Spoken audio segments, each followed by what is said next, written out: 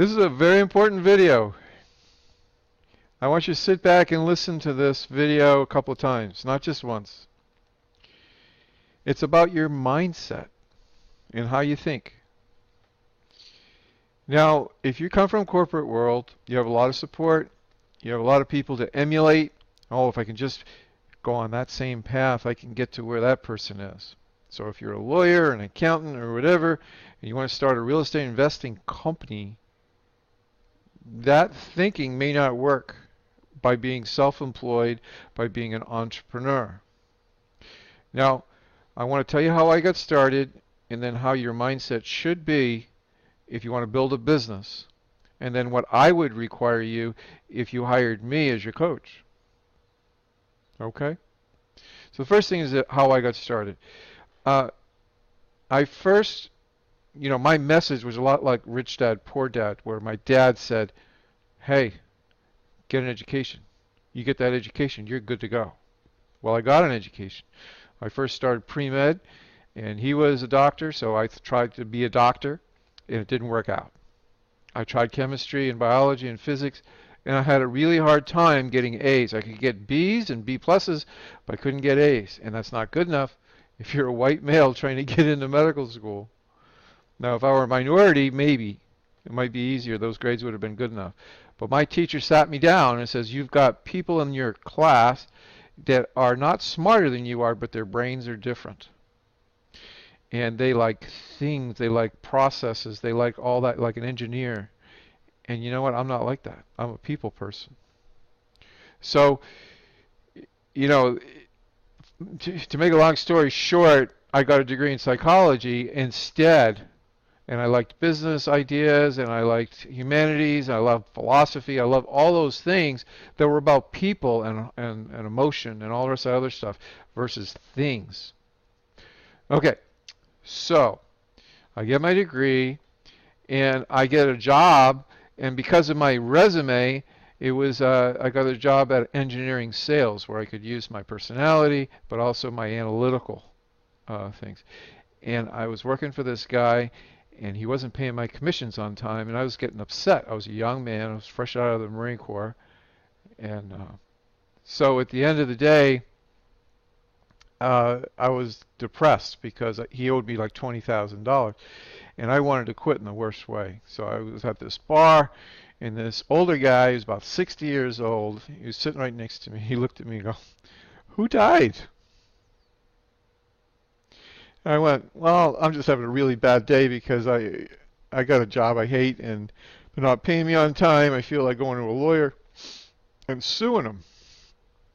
I went, well, if you want to quit your job, let me ask you this one question, because I might have an idea for you. I said, what's your question? I said, do you like to help people solve problems? I went, sure. I love doing that. Solving problems is I love doing that. So he says, well, we work with money and real estate, and we look for problems, and we try to give a good solution to that person that owns real estate. Would you be interested in talking to people about solving problems with real estate? I went, yeah, that'd be great. So he gave me his card and sat me down, and I said, look, I'm going to paint a picture. You're in foreclosure, but you're not in real trouble. You're 3 months behind, and you owe, $190,000, and the property's worth $200,000. Not a lot of equity there. I'm going to present to you a solution. And he showed me how he did that, and he showed me the paperwork that he would sign up. It was only a letter of intent to purchase. That's all it was. It wasn't a sale and purchase agreement. It wasn't very complicated. It was something that everybody could understand, even if they didn't speak English as a first language. It was easy. I said, I can do that, no problem. I said, okay. He says, but before you go out on appointments, I want to make sure you can do it with me and a couple other people in the office, because if you can do it with us in a safe environment like this, then you can go out in the public and feel confident, right? He says, yeah. So it took me about a week to learn that presentation. And then when I went out to real people, I was nervous. Boy, I screwed up the first couple of them. I said, I'm going to get fired. I don't know what's what I'm doing. And my boss's name is Glenn, and he said, Glenn said, Brian, don't worry about it. Everybody gets nervous in the beginning. If you weren't nervous, you wouldn't be a responsible person. You'd just be an irresponsible person. You don't give a shit. So you care about doing it right, and that's fine. Now I want you to go back in the office and do it a couple more times with me, and then go back out in the field and start getting better, okay? Because I know you can do it. You're a smart guy. So I went back out, and you know what? With that coaching that he gave me a lot of, wonderful, wonderful inspiration and confidence. And I had 4 appointments a day, 7 days a week. That's 28, almost 30 appointments a week. So if it was 30 times 4, that's 120 a month. After my first month, I was almost cocky. I was almost like, I can do this in my sleep. But here's the issue. I had basically been given everything by Glenn's company.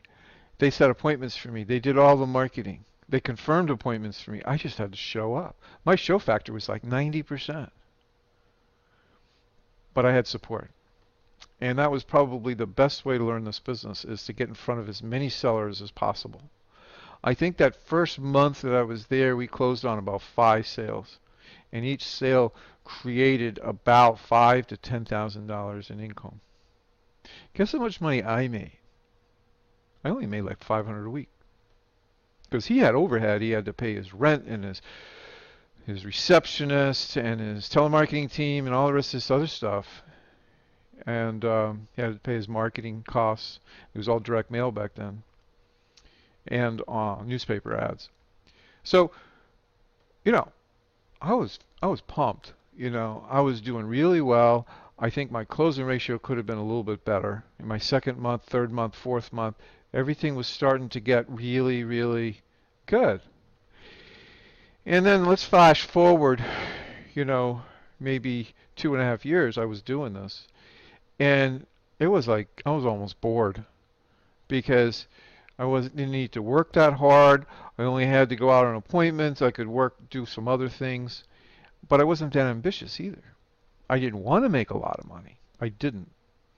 I was happy with my $500 a week, and that was actually cash money. That was my net check after tax. So I was making probably, I don't know, 40 grand a year. But after about 2 years, I started to go, I want to start my own company like Glenn has. I don't want to be an employee. So what I did is basically I started my own company. And I remember the name of it, I remember the office, and I remember my first person, and I only had about 3 grand saved. And I knew I could get it done on a bootstrap, on a shoestring, but it would have been nice to have some capital. So I remember the day I quit. And I walked into Glenn's office and went, Glenn, I got the worst news in the world for you. I have to leave. I have to quit the business, because I want to go out and start my own company. I already started my own LLC, and I want to go out and do my own deals. I won't compete with your area. I'll go in a different area, but I really need to go out and fly on my own. And Glenn, he leaned back and just put his head back, and he said, Brian, I'll tell you something. I got 2 questions for you. The first question is, what took you so long to quit? You're one of the smartest guys I've ever met in my life. You know how to shake somebody's hand and how to get a signature on a contract. It's not your sales ability, it's your ability to listen. It's the ability to ask good questions. You're not the best closer in the world, but you're very good. So what took you so long? I went, I don't know, I got lazy. I told him. I said, the second question is, you can quit today. I mean, you'll hurt me a little bit because I'm used to you being very reliable, working your tail off, but I'll find somebody else. We've got a few people that aren't as good as you, but we'll get some more people in here. And I do want to give you a present, though. Here's a present. He takes out his checkbook and he writes out a check. Says, this is a present from me to you because you have made me a ton of money. I don't know how much, but it's in the, I don't know, hundreds of thousands. And because of what you did. Of course, I helped you along, setting the appointments and doing the marketing, but it's because of you. And I have more faith in you than I have in anybody else that I've ever met as far as face-to-face presentations. So I said, thanks a lot, Glenn. So he cuts out me a check, and he puts up in my shirt pocket. I had a formal business shirt and a pen, and he put it right in my pocket there. And he taps it, and he says, Brian, do not look at that check until you get out in your car. Promise me. And the other promise I want you to make to me is if you have a deal that you cannot close, you can't close it, I want you to call me, and we'll split the profits 50-50. How's that sound? Pretty good? You went, fantastic. So how did I get started after that? Well, first of all, let me tell you about that check. Go out in my car, and I went, boy, that was easy. I thought that was going to be terribly hard because I've seen Glenn get really upset. So I sat down, I pulled out the check, and I went, $15,000 he gave me. 15 grand. I was blown away. I had like 4 or 5 months expenses on my business for that. That really helped me get started. So having some capital really does help in this business. You can't, that was back in 1986. That's like 40 grand today. All right. So, I started my own company. I worked out of my apartment at the time. I was 25 years old. I was fresh out of the Marine Corps. But I knew exactly what to say. I knew exactly what to do. Put in a few ads. Put in a few, did a direct mail. I hired a direct mail company. Get some motivated seller leads. And I went out. And I did the same thing. It's not hard, but you're either trained or untrained in this business.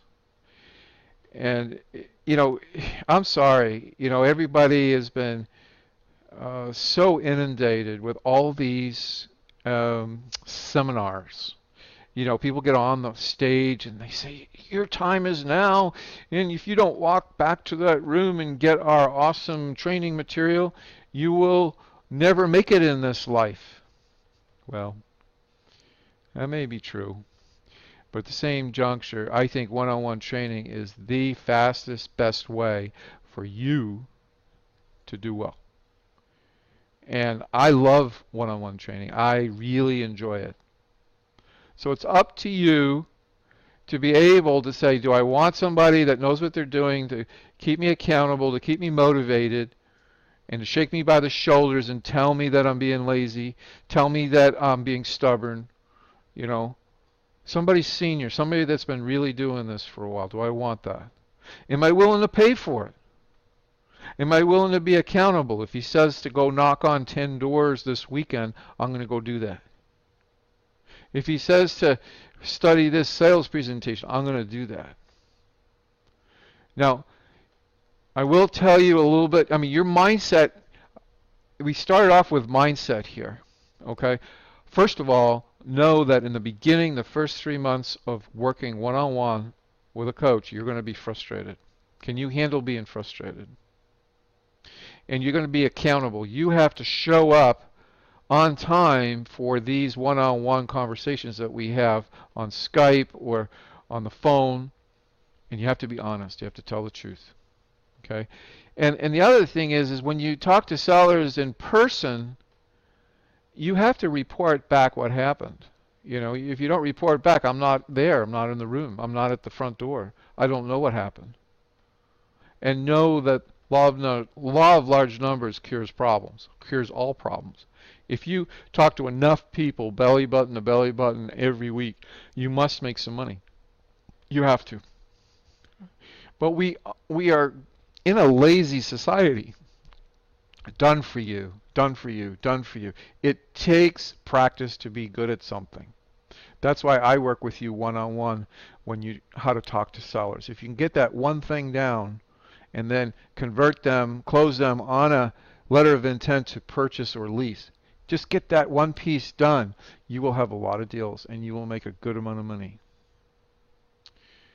So your mindset, how do you have to think? Okay, number one, I'm going to listen to my coach. Number two, I'm going to implement what the coach says. Number three, I'm going to go to bed and I'm going to read some motivational materials like Steve Jobs or Bill Gates or somebody that's famous that started something from nothing. You know, you are what you read. You are what you say. You are what you think. You are what you read. You are what you say. You are what you think. You must control your thinking. I can't do that. If I tell you that you need to walk through 10 houses this week, that's what you got to do. And I'll help you get to that point. You might only do a couple this week and a couple more, 2 this week, 4 next week, 6 next week, whatever. But as long as you're going forward, you have to be going forward. You can't go backward. Now, things get in the way. I understand that. People get sick, people die, people have problems, and you get sidetracked. As long as you focus on what I have to do, and I never give you more than 3 or 4 things to do this week. I don't overload you, but you have to do those things really well. Your mindset is going to make or break your ability to do well. That's it. And below this video, I'm going to put in the credo of a real estate investor. I want you to print that out and put it above your computer. It's awesome. It's the most powerful thing that you can read every day. Okay? So listen, thank you for listening to this mindset video. I really care about you being successful. I understand that it's frustrating getting started. If you hire me, remember, I give you one of the best guarantees in the business. It is conditional. You must implement the training.